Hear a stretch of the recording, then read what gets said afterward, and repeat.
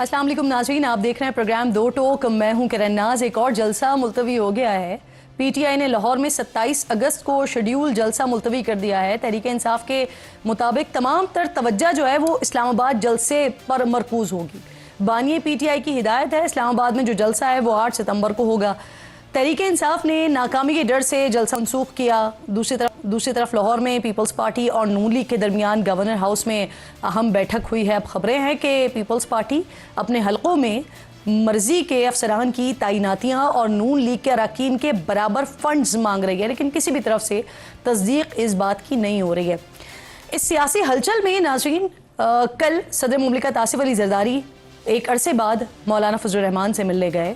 हुकूमत को आईनी तरमीम के लिए जमीयत उलमा इस्लाम की ज़रूरत है। अगर मौलाना राज़ी हो जाते हैं तो हुकूमत का रास्ता आसान हो जाएगा। इन तमाम मौज़ूआत पर बात करने के लिए प्रोग्राम में आज मेरे मोअज़्ज़िज़ मेहमान होंगे, लेकिन इसके साथ साथ आगाज़ में करना चाह रही हूँ KPK से, जहाँ कल तो हमने देखा था कि कुछ हुए थे, लेकिन आज अलीमा खान साहिबा वो KPK पहुँची हैं और वहाँ पर उन्होंने दौरे किए हैं। उसके बाद कुछ रिएक्शंस भी KPK गवर्नमेंट की जानिब से आना शुरू हो गए हैं। तो इसी पर बात करने के लिए शौकत यूसुफजई साहब साबिक सूबाई वजीर हैं, प्रोग्राम में मुझे ज्वाइन कर चुके हैं। बहुत शुक्रिया शौकत साहब। अलीमा खान साहिबा अचानक आ गई आज दौरे पर। खबरें हैं कि वजीर आला के खिलाफ उन्हें शिकायत भी मिली हैं। क्या अलीमा खान साहिबा एक्शन ले सकती हैं वो बानी की बहन होने के नाते? सिर्फ देखिए, उनके पास पार्टी का कोई ओहदा नहीं है और आपको पता है इमरान खान की तरफ से उनको कोई इंस्ट्रक्शन भी नहीं है और ना ही कोई मोरूसी सियासत है। क्या वो उनकी बहन है तो वो जो फैसला करे वो तस्लीम किया जाएगा। या पार्टी हिरार्की मौजूद है, सूबे में भी मौजूद है, मरकज में भी मौजूद है। उन्होंने पर्सनल हैसियत में कोई विजिट किया है तो हम वेलकम करेंगे, लेकिन अगर तंजीमी मामलात में रहकर कोई अपने फैसले होंगे तो कोई फैसला उनका नहीं माना जाएगा। ये तो देखें, ये वो पार्टी नहीं है कि जो कि मोरूसी सियासत के खिलाफ हमेशा हमने जंग लड़ी है, चाहे वो भी हो। अल्हम्दुलिल्लाह इस पार्टी में कोई मोरूसी सियासत नहीं होगी। अगर उन्होंने अपनी जाती हैसियत में कोई बात की है, उनकी मर्जी है, उनका वो है, लेकिन पार्टी जो पॉलिसी है, जो तंजीमी वो इकदाम है, वो सिर्फ पार्टी की लीडरशिप उठा सकती है। तो अगर वो अली अमीन का महफूज साहब की मुखालिफत कर रही है या कुछ भी करे तो उसकी मुखालिफत की कोई हैसियत नहीं। अच्छा शौकत साहब, जो बात हो रही है ना वो ये कि अलीमा खान साहिबा ये जो दौरे कर रही हैं वो इमरान खान साहब के रिहाई के लिए मुहिम के हवाले से कर रही हैं, तो सर ये दौरों से मिल सकती है वैसे रिहाई? देखिए, एक तो उनकी बहन है, जाहिर है बहनों का दिल ज्यादा नरम होता है अपने भाई के लिए, उनको ज्यादा तकलीफ हो रही है उनको, इसमें तो कोई शक नहीं है। क्योंकि एक ऐसा भाई जो दुनिया का लीडर है माना जा सकता है, उनको जेल में डाला जा रहा है बगैर बगैर किसी उसके रीजन के, मतलब जाली मुकदमे बना के, और तो जाहिर है उनका दिल दुखरा भी होगा, उनको ज्यादा तकलीफ हो रही है और वो ज्यादा फिक्रमंद है। लेकिन चूंकि पार्टी के लीडर हैं वो, और पार्टी के लीडर जो है वो जाहिर है पार्टी उसके रिस्पॉन्सिबल है और पार्टी के अपने हिरार्की मौजूद है और जो फैसले हो रहे हैं वो खान साहब की हिदायत के मुताबिक हो रहे हैं। तो कोई भी लीडर अपनी तरफ से कोई जाती फैसला नहीं कर पा रहा है। कोर कमेटी मौजूद है और मेरे जाती ख्याल ये है कि अलीमा खान साहिबा हमारे लिए बहुत मोहतरम है डेफिनेटली, क्योंकि वो खान साहब की बहन है। लेकिन ये इससे जो है ना पार्टी के अंदर इंतशार होगा और हम नहीं चाहते कि पार्टी में कोई इंतशार हो। ये बिल्कुल एक हिरार्की की तरह उनको कंसर्न है, बिल्कुल होगा। लेकिन इमरान खान से जो पार्टी लीडरशिप है वो इमरान खान के साथ जुड़ी हुई, हर बात उनसे पूछ कर फैसले किए जा रहे हैं। अच्छा, ये जो दौरे हुए हैं शौकत साहब, इस हवाले से किसी को एतमाद में लिया गया था? क्योंकि सुन ये रहे हैं कि शायद वजीर आला भी एतमाद में नहीं थे इन दौरों से मुतालिक। आप प्लीज कंफर्म कीजिएगा।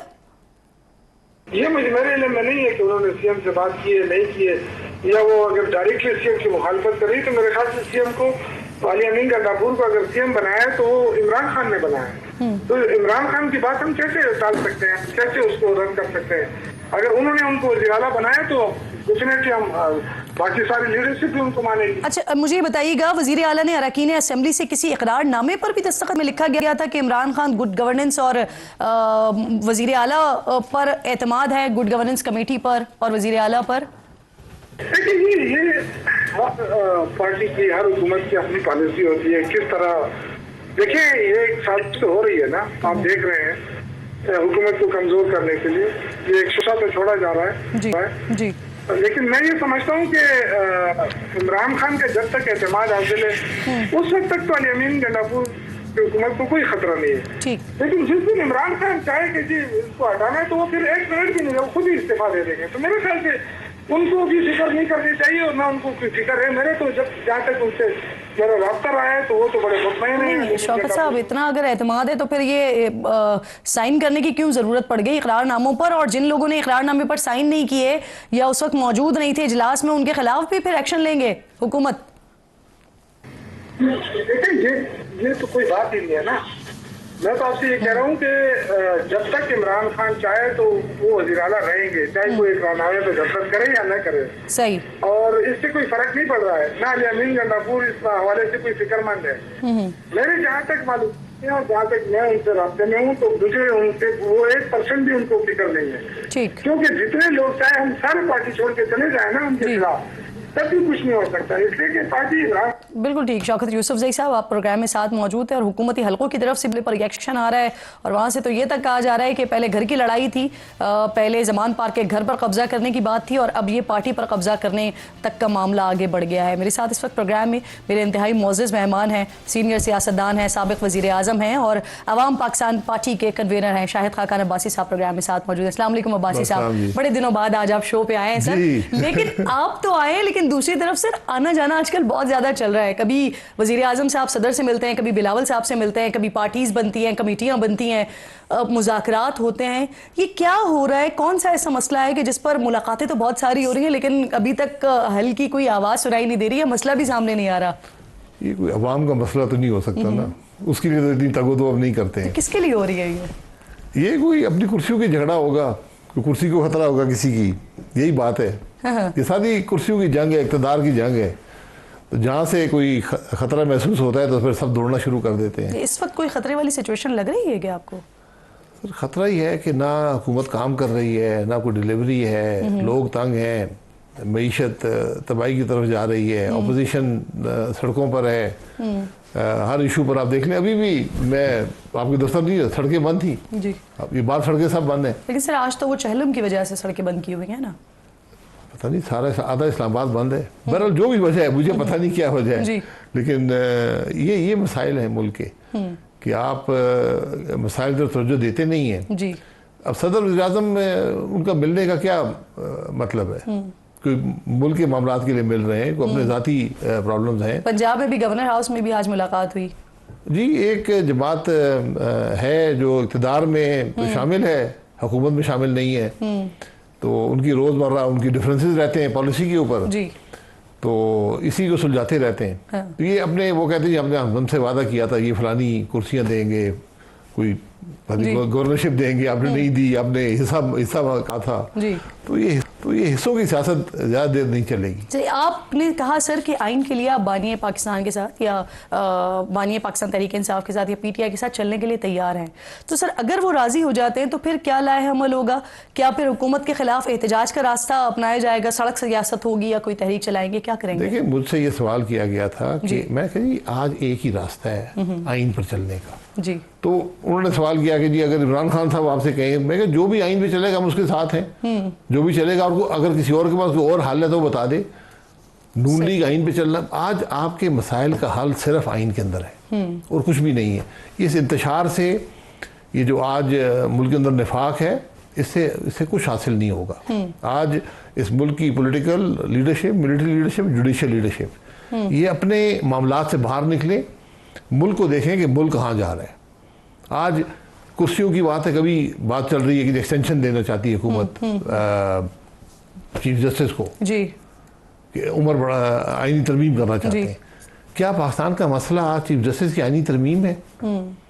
क्या आज मुल्क की अवाम ये इंतजार कर रहे हैं कि कब जस्टिस को साहब को एक्सटेंशन करती है ना सर, अवाम का क्या है? हुकूमत को नहीं, तो फिर अवाम का क्या बनेगा, मुल्क का क्या बनेगा? मैं यही कह रहा हूँ ना कि आपके पास आज एक रास्ता है कि आप जिम्मेदारी से हुकूमत करें, आइन के मुताबिक हुकूमत को लाएं, फिर आगे बात चलेगी। अब्बासी साहब, तहरीक तहफ़्फ़ुज़ आईन पाकिस्तान में शमूलियत की आपको कोई दावत आई है? और अगर आई है तो आप क्या सोच रहे हैं, क्या इख्तियार करेंगे? नहीं, अगर आती है मेरी कोई बात नहीं हुई। देखिए हम तो अभी हमने जमात बनाई है, दावत आती है तो अभी जमात बनाई है। देखिए हम बात सबकी सुनने को तैयार हैं जी।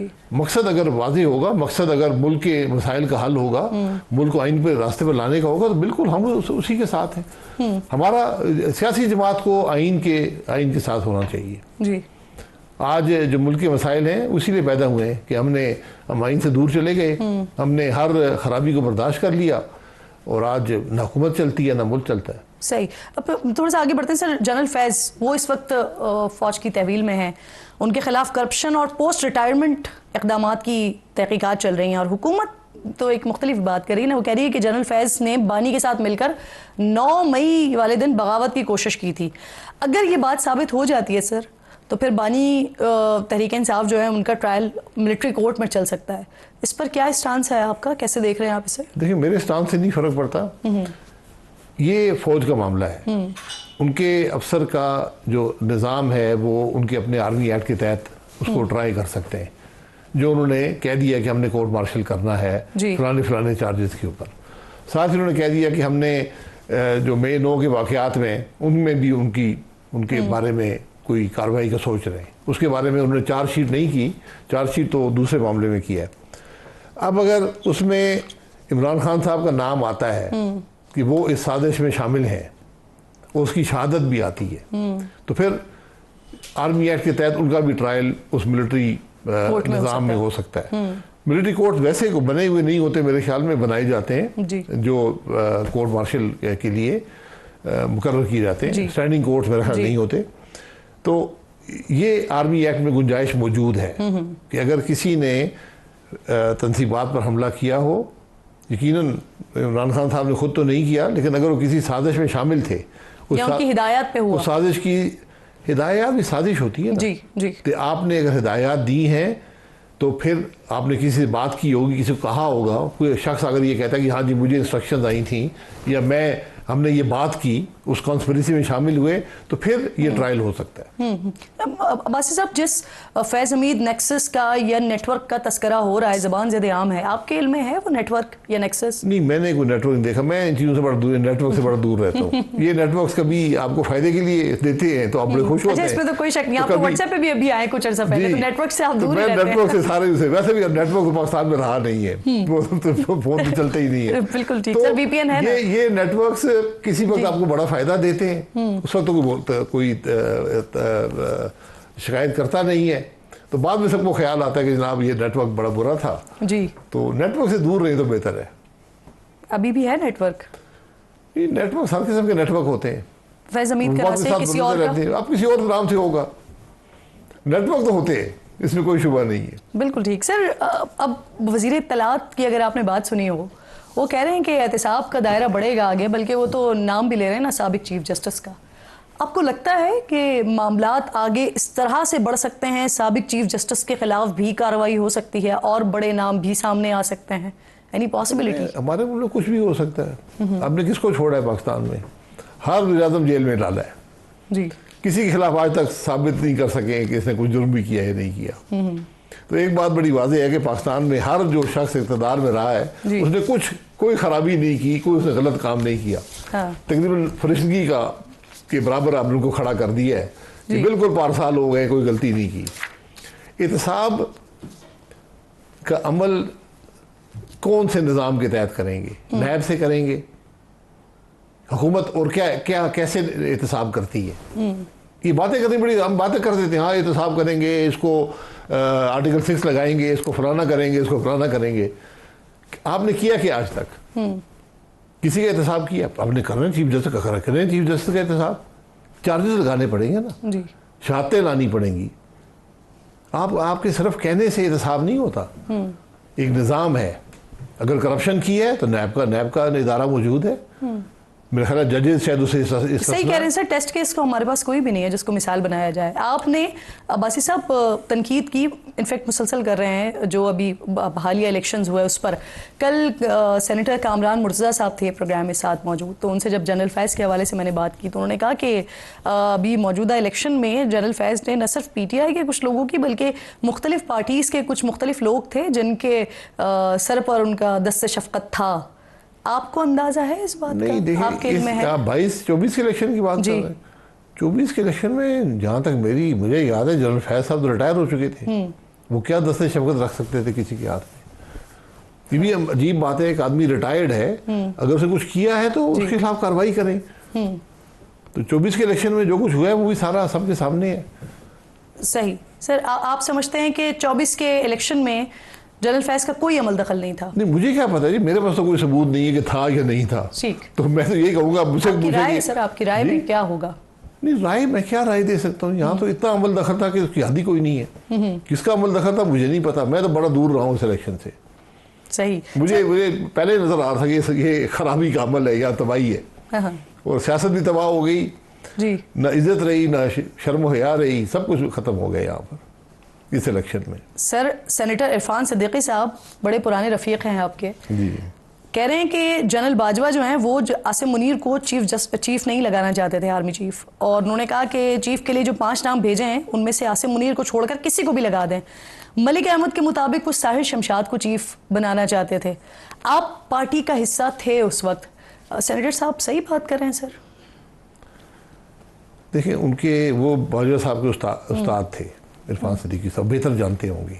मैं इन कामों में नहीं पढ़ता, लेकिन इस मामले में एक मखसूस वजह से मैं इस काम में मुलव्वस हुआ खुद जी, मुझे किसी ने कहा नहीं, ताकि मैंने ये कहा कि ये मामला जो 2019 में हुआ था एक्सटेंशन वाला, वो मामला फिर यहाँ रिपीट ना हो। ठीक, तो बहरहाल उसमें जो कुछ हुआ, मैं कुछ उसे वाकिफ बोले, वो क्या साराई के ज़ुमरे में आ जाता है। तो बहरहाल ये फैसला प्राइम मिनिस्टर साहब ही करते हैं, वही नाम भेजेंगे। प्राइम मिनिस्टर साहब पार्टी के रूह रवां जो है मियाँ साहब से उनसे मशवरा करेंगे, ये फैसला मियाँ साहब का ही होता है। इसमें बाकी सब क्या साराई है, किसने क्या कहा, किसको कहा, कब कहा, कौन क्या चाहता था। जो सिटिंग आर्मी चीफ होता है वो आमतौर पे अगले आर्मी चीफ सिलेक्शन में अपना में हिस्सेदार नहीं बनता, ना ही वो राय देता है। लेकिन सर ये वाली बात जो इरफान सिद्दीकी साहब कह रहे हैं, साबिक आर्मी चीफ ने आने वाले आर्मी चीफ के लिए कहा था, जो मौजूदा आर्मी चीफ हैं उनका रास्ता रोका था।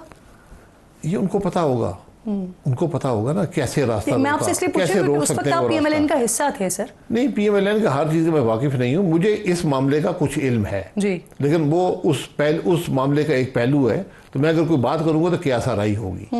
इसलिए हकीकत ये है कि जो जाने वाला आर्मी चीफ, उसका ज़्यादा असर नहीं होता अगले आर्मी चीफ की सिलेक्शन में। सही, और ना ही मैंने इससे पहले कभी सुना है कि आर्मी चीफ मुलव्वस होते हैं इन मामलात में, क्योंकि उनके लिए सब बराबर, आने वाले सारे बराबर होते हैं, उनको रिप्लेस करना होता है उन्होंने।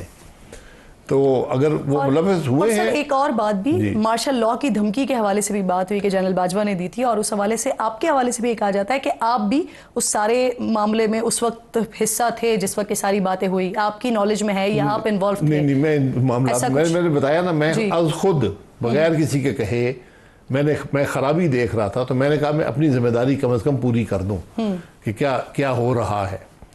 तो मैं वाकिफ हूँ इस मामले के एक पहलू से, लेकिन वो क्या साराई में आएगा। जी, ऐसा क्या हो रहा था कि जिसकी वजह से आप डिस्टेंस कर रहे थे? फिर किस बात से? ये आप मामलात में इन्वॉल्व हुए, तो वो क्या ऐसे मसाइल थे कि जिसके बाद फिर आपको खुद को डिस्टेंस करना पड़ा? नहीं, उनका ऐसे कोई ताल्लुक नहीं। आप कह रहे हैं ना कि मैं इन्वॉल्व हुआ कि मैं अपनी जिम्मेदारी तो पूरी कर लूं। वक्त जब चीफ की सिलेक्शन का प्रोसेस चल रहा था, बहुत सी बातें चल रही थी, उस वक्त मैंने अपने आप को मशवरा देने के लिए अपने आप को उस मामले में इंक्लूड। एग्जैक्टली, जो आप कह रहे हैं, मैं यही पूछना चाह रही हूँ आपसे कि क्या ऐसा हो रहा था कि जिसकी वजह से फिर आपने खुद अपने आप को ऐसा हो रहा था? वो में? बात नहीं हो रही थी जिसका जिक्र इरफान सिद्दीकी साहब वो कर रहे हैं। अच्छा, ये बात नहीं थी? ये बात नहीं थी, ये बातें बाद में आई हैं, शुरू के मामला कुछ और थे। सर कुछ बताना चाहेंगे? नहीं, उसको रहने दें, मैं बहुत सी क्या साराई इस पे होती रहती है। लेकिन ये आप कैटेगोरिकली कह रहे हैं कि ये बात नहीं थी जो इरफान सिद्दीकी साहब कह रहे हैं। सर कम से कम दोबारा एक्सटेंशन मांगी थी? इस तरह मुझे इल्म नहीं है कि उन्होंने मार्शल की धमकी दी, मुझे कोई ऐसा इल्म नहीं है। क्या वो किसी को रोक रहे थे, किसी को बनाना चाहते थे? मांगी थी सर दोबारा? मैं उस मामले को रहने थे ना। मैं हकीकत से मैं इस क्या साराई में नहीं पड़ता। कल 50 एकड़ मुझे वो जो उन्होंने ये कह दिया, हर इशू के बहुत से पहलू होते हैं। हुसैन इरफान सिद्दीकी साहब को एक पहलू का पता हो। सर दो तरफ से तो दावे हो चुके हैं तकरीबन, आप बता दें सर। इस बात की हकीकत सिर्फ मियां नवाज शरीफ साहब जानते हैं जी। अगर आपने इसकी हकीकत मालूम करनी है तो उनसे सवाल कर लें। और बाकी जो भी बात करेगा ना, जो भी बात करेगा उसको हकीकत का इल्म नहीं है। मैं ये भी सर मियां साहब को भी किसी से पैगाम तो गया होगा ना? पैगाम की जरूरत नहीं है, फैसला मियां साहब का था। आर्मी की चीफ की सिलेक्शन का फैसला मियां साहब का था, होता है हमेशा। बात से मैं आगे बढ़ जाती हूँ, सिर्फ ये बता दें एक्सटेंशन मांगी गई थी या नहीं? मैं क्या सारा में नहीं पढ़ता। नहीं सर, आप बात करेंगे तो फिर कोई कंफर्म ही। हाँ। मैं अगर मुझे कोई सबूत है या नहीं, मैं इसलिए मुझे उस मामले के एक पहलू का इल्म है। मैं इस क्या साराई में कभी नहीं पढ़ता इन बातों में, ना ही मैं इन चीज़ों में पढ़ता हूँ जो ये मामलात होते हैं, आर्मी चीफ कौन बन रहा है, कैसे बन रहा है। लेकिन उस वक्त कुछ ऐसे हालात पैदा हुए कि मैंने ये महसूस किया कि मामला ख़राबी की तरफ जा रहा है, तो मैंने जो अपना छोटा मोटा रोल है वो अदा किया। जी सर, इस वक्त जो मार्शल लॉ लगाने का भी सोच रहे थे, ये बात भी हो रही है, फिर ये भी कह रहे हैं कि नून लीग के टॉप मईशतदान को बुलाकर इस हवाले से गुफ्तगू भी की थी। वो कौन सी शख्सियत थे सर? मिफ्ता इस्माइल तो नहीं थे? मेरा नहीं ख्याल। मुस्लिम लीग में तो वो थे ही नहीं टॉप मईशतदान, तो सागडार साहब भी थे। दूसरी बात ये है कि मार्शल्ला लगाने वाले मुशावरत नहीं करते, वो धमकी नहीं देते, मार्शल लगा दिया जाता है। ये लगता है या नहीं लगता, उसमें ये नहीं पहले नहीं आता मैं सोच रहा हूँ, मैं देख रहा हूँ, इस तरह नहीं होता।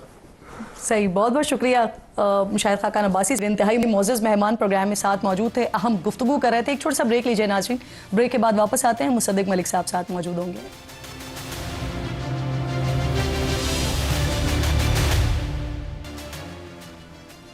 प्रोग्राम में एक बार फिर आपको खुशामदीद कहती हूँ। मेरे इंतहाई मोअज़्ज़ज़ मेहमान स्टूडियो में मेरे साथ मौजूद हैं, सीनियर सियासतदान है, वफाकी वज़ीर हैं, पाकिस्तान मुस्लिम लीग नून के सीनियर रहनुमा मुसद्दिक मलिक साहब साथ मौजूद हैं। अस्सलाम वालेकुम सर, खैरियत से हैं आप? जी, बहुत शुक्रिया। सर, पीपल्स पार्टी को पंजाब के हवाले से बड़ी शिकायत हैं, मुसलसल शिकायत हैं, कमेटीज़ भी बन रही हैं, इजलास भी हुआ है।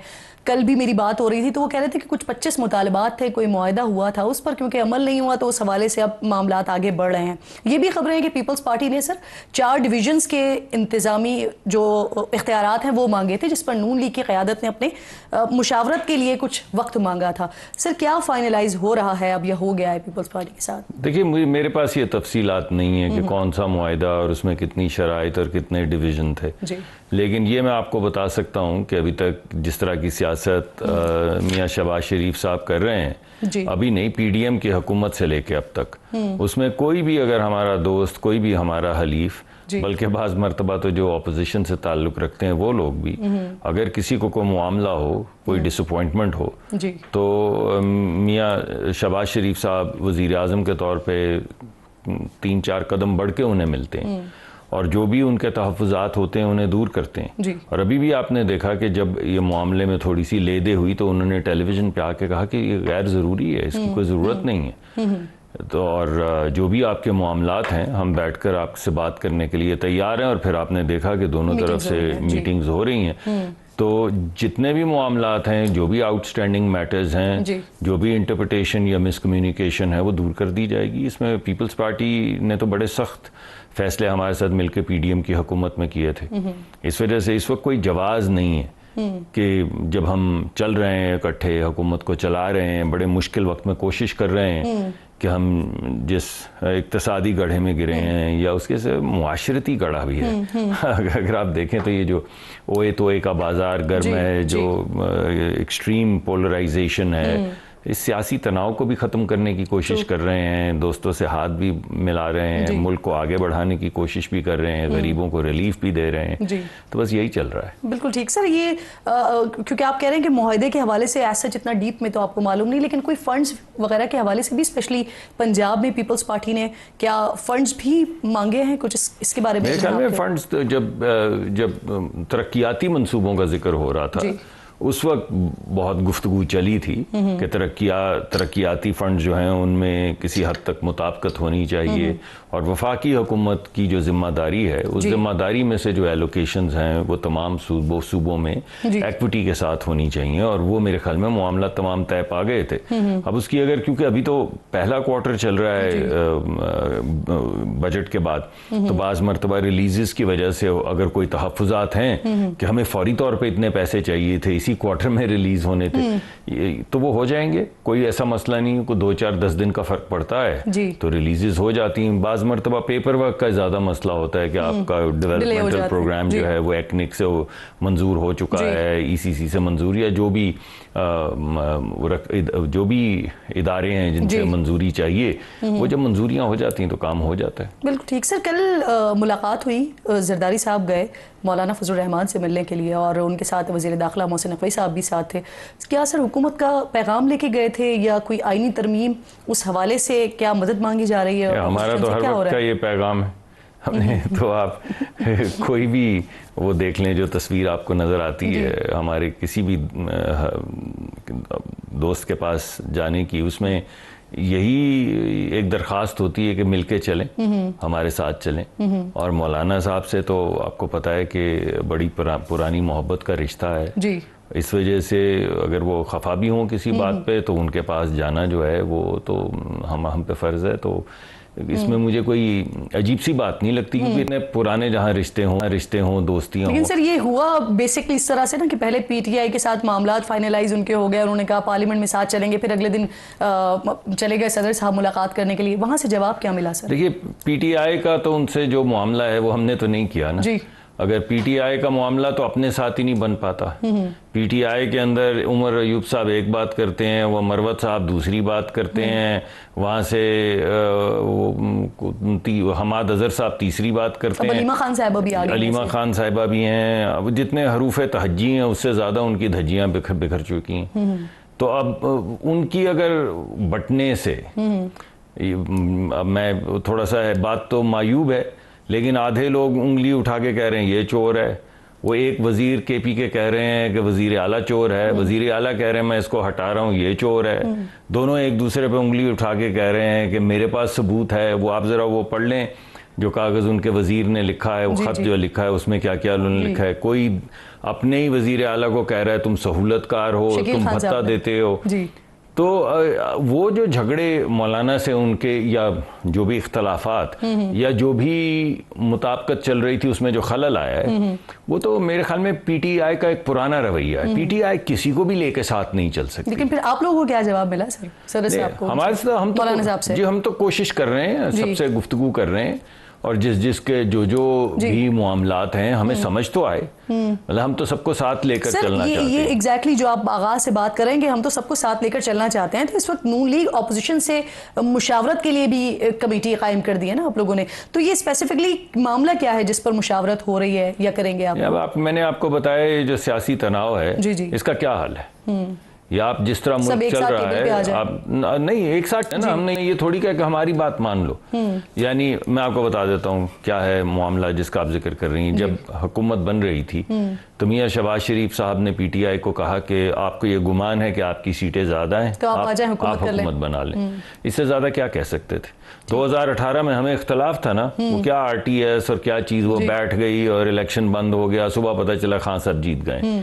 तो हम बैठे ऑपोजिशन में, हमें किसी ने दावत दी कि आपका ख्याल है कि आपके साथ धांधली हुई है और आपका ख्याल है कि आपकी सीटें ज्यादा, तो आइए हुकूमत बना लें, किसी ने कहा। तो जब हमारे पे इस इलेक्शन पे मोतरज़ हुए और हमारे अपने भी लोग हो रहे थे, जावेद लतीफ़ साहब बरमला मोतरज़ होते हैं, बेशुमार और भी दोस्त हैं जो मोतरज़ होते हैं, पूरी हमारी वो जो जीटी रोड की बेल्ट थी आधी उड़ गई, तो सारे मोतरज़ थे।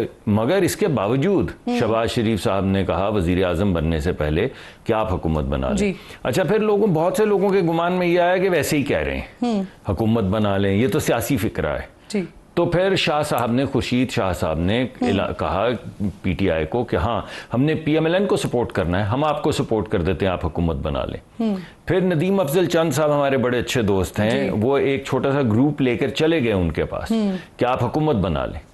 लेकिन देखिए ना, हुकूमत बनाने का तो मतलब ये है कि फिर लोगों के मसाइल हल करें।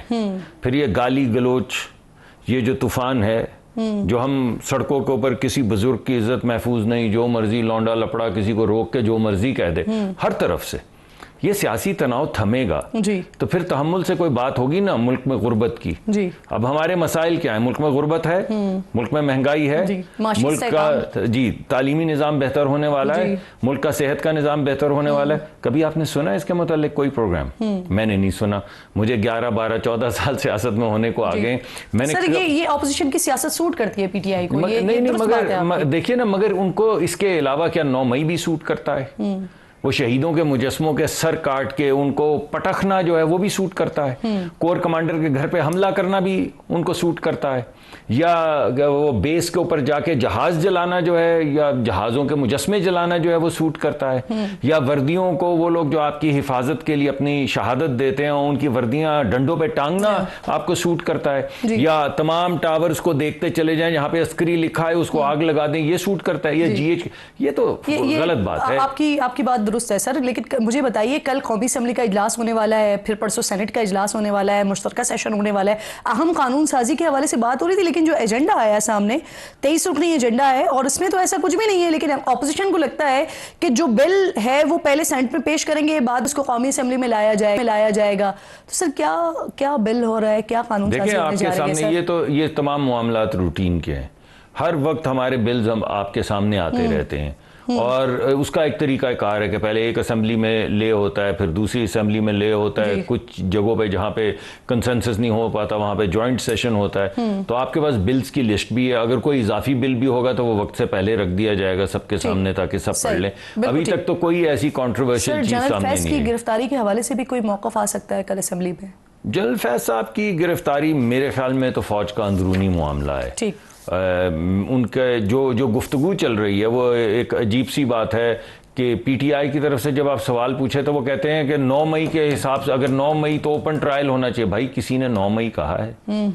जब मुकदमा दर्ज होगा उसमें लिखा पड़ा आएगा कि इसका ताल्लुक इनकी वो कोर्ट मार्शल का या गिरफ्तारी का ताल्लुक 9 मई के किसी हवाले से है या किसी और। सर ये रास्ता हुकूमत ने दिखाया है ना, ये अता तारड़ साहब ने पहले प्रेस कॉन्फ्रेंस में कहा था कि 9 मई से भी ताने बाने मिलते हैं। देखिए ना, फिर उसके बाद ताने बाने जो कल से फिर बात हो रही है, वो तो चीफ जस्टिस साहब ने भी कोई गुफ्तगू फरमाई, पुराने एक्स चीफ जस्टिस ने कहा हाँ मेरे कुछ समाजी सियासी कोई ताल्लुकात थे। तो ये मेरे ख्याल में जब तक पूरी, और हो सकता है अता तारड़ साहब के पास क्योंकि वो इंफॉर्मेशन मिनिस्टर हैं, तो कोई उनको थोड़ी बहुत भिनक पड़ी हो कि असल मामला है क्या। लेकिन बुनियादी तौर पे नहीं, मुझे नहीं मालूम, लेकिन मेरे ख्याल में फौज का अंदरूनी मामला है। एक फील्ड कोर्ट मार्शल है जिसके बड़े क्लियरली लेड आउट रूल्स और रेगुलेशंस हैं, और ये फौज का अंदरूनी मामला है और किसी छोटे अफसर का मामला नहीं, एक बड़े अफसर का मामला है। तो मेरे ख्याल में जब तक फौज इसमें आईएसपीआर की तरफ से लीड नहीं आती और वाज़े शक्ल में नहीं बताया जाता कि इतना बड़ा कदम उठाया है तो इसके पीछे कुछ तो होगा ना। अब वो बात तो चल रही है पीटीआई के साथ, वो जो उनके ताल्लुकात थे आपके सामने वो भी आ गया, जो ख्वाजा आसिफ साहब ने भी बताया कि कौन कौन क्या कह रहा था कि मुझे चीफ बना दो तो ये हो जाएगा वो हो जाएगा। तो ये तमाम चीजें आ रही हैं, और बड़ी क्लियरली एक बात है फौज में कि आप सियासत में इंटरफेयर नहीं कर सकते। आप अपनी मुलाजमत ख़त्म होने के 2 साल बाद तक नहीं कर सकते, और अगर आप किसी सेंसिटिव सीट पे हो तो 5 साल तक नहीं कर सकते। अब किस लेवल की मुदाखलत है, क्या सबूत है, उसका किस चीज़ से क्या क्या ताल्लुक है, वो अब सामने आ जाएगा, तो फिर उसके मुताबिक फौज अपना काम करे। बिल्कुल ठीक, बहुत बहुत शुक्रिया, थैंक यू मुसद्दिक मलिक साहब। बहुत इंपॉर्टेंट गुफ्तगू सुन रहे थे आप मुसद्दिक मलिक साहब की। इस वक्त मुझे डॉक्टर आसिम यूसुफ साहब हैं जो कि मालिज हैं, बानी है पीटीआई के, और पहली बार किसी टीवी चैनल पर वो तशरीफ़ ला रहे हैं। बहुत शुक्रिया आपका आसिम साहब। मुझे ये बताइए सर, कल आपकी तकरीबन 4 महीने के बाद खान साहब से मुलाकात हुई है, कैसी तबीयत है उनकी? क्योंकि कुछ इस तरह की खबरें भी आई थी कि इमरान खान को कान में कुछ आवाज़ें सुनाई दे रही हैं, ये क्या मामला हुआ है? नहीं, उनकी तबीयत बिल्कुल ठीक है माशाल्लाह, बड़े सेहतमंद लग रहे थे फिजिकली भी मेंटली भी। जो वो 1 साल घर में बैठे रहे थे बुलेट इंजरीज के बाद, वो उसकी वजह से थोड़ा सा वजन बढ़ गया था उनका, तो वो भी उन्होंने कुछ लूज किया है वेट, तो बड़े फिट लग रहे थे माशाल्लाह। सही, आप कह रहे हैं तबीयत अल्हम्दुलिल्लाह उनकी बेहतर है, सही है। तो ये जो कान में आवाज़ें सुनाई देने वाली बात है, इसमें कोई सदाकत नहीं है? कान का उनको बड़ा पुराना मसला है, वो ईएनटी के डॉक्टर भी आए हुए थे पिम्स से, उन्होंने भी मुआयना किया, उनका कान का कोई प्रॉब्लम नहीं है, उन्होंने सिर्फ मल्टीविटामिन्स उनको रेकमेंड की हैं जो जनरली इस उम्र में अक्सर लोगों को देते हैं, और ख़ासतौर पे जब खुराक का कुछ ज़्यादा एग्जैक्टली हमें पता नहीं कि कितनी अच्छी खुराक मिल रही है उनको, तो मल्टीविटामिन लेना अच्छी बात है, पर और तो कोई ना दवाई दी ना कोई प्रोसीजर रेकमेंड किया, कुछ भी नहीं है जी। जो खुराक उनको मिल रही है, वो जो जेल में बन रहा है वो उनको दिया जा रहा है, वो खा रहे हैं या घर से बन के जा रहा है खाना, आसिम साहब? आई एम नॉट श्योर जी उनको क्या कहाँ से आता है खाना, मैंने पूछा नहीं, बट आई डिड आस्क कि वो कितनी दफ़ा दिन में खाते हैं। वो बस अमूमन खान साहब सिर्फ रात को नाश्ते के बाद सिर्फ रात को खाना खाते थे, तो उन्होंने ये कहा था कि जेल के टाइमिंग्स की वजह से आई थिंक शाम का खाना वो बहुत जल्दी दे देते हैं, तो अब वो लंच करते हैं, रात का खाना नहीं खाते। एग्जैक्टली उसमें क्या खाते हैं मैंने पूछा नहीं। सही। बट और सर कुछ ऐसी खबरें भी आई थी कि बहुत ज्यादा है खाने के सिलसिले में। सही, ठीक। तो सर कुछ ऐसा भी सुना कि जो सरकारी डॉक्टर्स की तरफ से उनको प्रिस्क्राइब की गई थी दवाएं, वो आपने बंद कर दी, क्या वाकई ऐसा है? और वो किस चीज़ की दवाई थी? वही दवाएं जो मल्टीविटामिन्स की आप बात कर रहे हैं, वही दी जा रही थी, क्यों बंद किया आपने? नहीं जी, मल्टीविटामिन्स तो कल प्रिस्क्राइब हुई हैं। वो कुछ महीने पहले मुझे पूछा गया था कि कोई और दवाई शायद दी गई थी उनको। मुझे एग्जैक्टली याद नहीं कि वो किस चीज़ के लिए सपोजिटली दी गई थी, लेकिन मेरा ख्याल था कि उनको ऐसी कोई दवाई की ज़रूरत नहीं है, तो मैंने रेकमेंड किया था कि वो ना लें। तो इस वक्त वो सिर्फ हाई कोलेस्ट्रॉल है उनको, खान साहब को, और मैं उनकी इजाज़त से बता रहा हूँ, तो उनको हाई कोलेस्ट्रॉल की प्रॉब्लम रहती है, तो वो बहुत सालों से कोलेस्ट्रॉल के लिए दवाई खाते हैं। उसके अलावा कोई बाकायदगी से दवाई पे नहीं है वो। बिल्कुल ठीक। सर आपने बताया कि अल्हम्दुलिल्लाह खान साहब बिल्कुल फिट हैं, खुराक भी सही है, लेकिन क्योंकि उनकी नीड्स ज़्यादा हैं और जेल मैनुअल के हिसाब से, टाइम के हिसाब से थोड़ा अर्ली दे दिया जाता है, तो अब वो ब्रेकफास्ट करते हैं और लंच करते हैं। तो सर आपने रूटीन मज़ीद उनकी पूछी, कोई डाइट प्लान वगैरह को भी वो फॉलो कर रहे हैं जिसको जो या आपकी तरफ से दिया गया हो? नहीं जी, वो नॉर्मल डाइट पे हैं। मैंने नहीं कहा कि उनकी नीड्स ज़्यादा है, मैंने बल्कि कहा कि उनकी नीड्स बहुत ज़्यादा नहीं है। वो ज्यादा फसी नहीं है कि कौन सा खाना है, कैसा है, जो मिलता है वो खा लेते हैं अल्लाह का शुक्र करके। बट ऐसे सिर्फ मैंने ये कहा कि टाइम उन्होंने चेंज किया कि अब वो लंच रेगुलरली करते हैं वहां पे, टाइमिंग की वजह से, क्योंकि रात को फिर उनको बहुत जल्दी खाने का शायद शौक नहीं है या वो नहीं खाना चाहते। सही। और सर खान साहब ने एक्सरसाइज के लिए डंबल्स भी मांगे थे, तो इस वक्त उनको जेल में क्या चीज़ें मैसर हैं और मजीद किन चीज़ों की ज़रूरत है, वो बात हुई आपसे? ठीक जी। सो वो एक्सरसाइज का मैंने बिल्कुल पूछा था, क्योंकि ऑब्वियसली उनको बहुत आदत है, और जैसे मैंने बताया भी था कि उनका पल्स रेट भी रिफ्लेक्ट करता है कि वो रेगुलरली एक्सरसाइज कर रहे हैं। तो उनके पास एक्सरसाइज बाइक है, एक्सरसाइज वाली जो साइकिल होती है वो 1.5 घंटे की करीब करते हैं, और उनके सेल के बाहर एक आई थिंक 25 से 1 फुट का कॉरिडोर है, उसमें वो थोड़ी जॉगिंग करते हैं। सो 1.5 से 2 घंटे रोज वो एक्सरसाइज करते हैं। आई बिलीव डम्बल्स भी हैं, वो शायद पहले से ही हैं, बट 1.5 से 2 घंटे वो रेगुलरली एक्सरसाइज करते हैं, और इसी की वजह से आई थिंक वो अभी भी इतने माशाल्लाह फिट हैं। सर बुशरा बीबी के हवाले से भी ज़रा बताइएगा कि उनकी तबीयत कैसी है? 2-3 महीने पहले वकला कह रहे थे कि वो बोल नहीं पा रही हैं, लेकिन जब रिपोर्ट्स उनकी आई तो वो क्लियर थी, उन्हें सिर्फ गैस्ट्रो का इशू था। यहाँ तक भी कहा गया कि उनके खाने में कोई हार्पिक के 3-4 कतरे मिलाकर दिए गए, जिसको इनफैक्ट आपने ही बताया था कि ऐसा कुछ नहीं है खाने में। मैंने तो, मेरी मुलाकात नहीं हुई बुशरा बीबी से, मैंने सिर्फ खान साहब का मुआयना किया, तो मैं उनकी सेहत के बारे में नहीं कमेंट कर सकता, मैंने देखा नहीं उनको। जी बिल्कुल ठीक। बहुत बहुत शुक्रिया डॉक्टर आसिम यूसुफ साहब थे प्रोग्राम में, और बता रहे थे कि खान साहब से मुलाकात हुई है कल, और वो बिल्कुल खैरियत से हैं, फिट हैं, एक्सरसाइज भी कर रहे हैं, और तकरीबन 25 फुट की जगह है जहां पर वो 1.5 से 2 घंटा जॉगिंग भी कर रहे होते हैं। बहुत शुक्रिया आसिम साहब आपका। प्रोग्राम के आखिर में नाज़रीन हम बात करेंगे बंगाल के जादू की, जो शाहीनों के सर चढ़ गया। शान, बाबर, साइम, नसीम शाह या शाहीन शाह, घर के सारे जो शेर थे ना, वो पिंडी में पिट गए हैं। बांग्लादेश ने पाकिस्तान को टेस्ट क्रिकेट की तारीख में पहली मरतबा शिकस्त दे दी है, और वो भी होम ग्राउंड पर, और पूरी 10 विकेटों से, यानी शर्मनाक शिकस्त, इबरतनाक शिकस्त। मेरे ख्याल से पाकिस्तान क्रिकेट बोर्ड को इश्तिहार दे दे, जिस किसी मुल्क को भी अपनी पहली बड़ी जीत दरकार है, उसके लिए ग्रीन शर्ट्स की खिदमात दस्तियाब हैं। आए, हमें हराएं और रिकॉर्ड बनाएं, तारीख बनाएं। ये बात शायद कुछ लोगों को जज्बाती लगेगी, लेकिन इस वक्त हमारी क्रिकेट टीम का टेस्ट हो, वनडे हो, T20 फॉर्मेट हो, हर जगह तो बुरा हाल है। इस बद से बदतर कारकर्दगी के बाद सबसे कमाल काम जो होता है, वो वफाकी वज़ीर दाखिला, वज़ीर नारकोटिक्स कंट्रोल, हुकूमती सेनेटर, साबिक निगरा वज़ीर आला पंजाब और चेयरमैन PCB मोहसिन नकवी का भड़कता कड़कता बयान होता है। आज भी कौमी क्रिकेट टीम की तारीखी शिकस्त पर मोहसिन नकवी ने कहा कि पाकिस्तान क्रिकेट के मामलात हर सूरत ठीक करके रहेंगे। उन्होंने कहा कि मेरे लफ्ज़ याद रखे जाएं, चीज़ें इस तरह नहीं रहेंगी, पसे पर्दा बहुत कुछ हो रहा है। चेयरमैन क्रिकेट बोर्ड समेत कई और ओहदे रखने वाले मोहसिन नकवी का कुछ ऐसा ही बयान चंद महीने पहले भी तो T20 वर्ल्ड कप में पाकिस्तान क्रिकेट टीम की बदतरीन कारकर्दगी के बाद भी आया था, जब उन्होंने कहा था कि टीम में एक बड़ी सर्जरी की ज़रूरत है।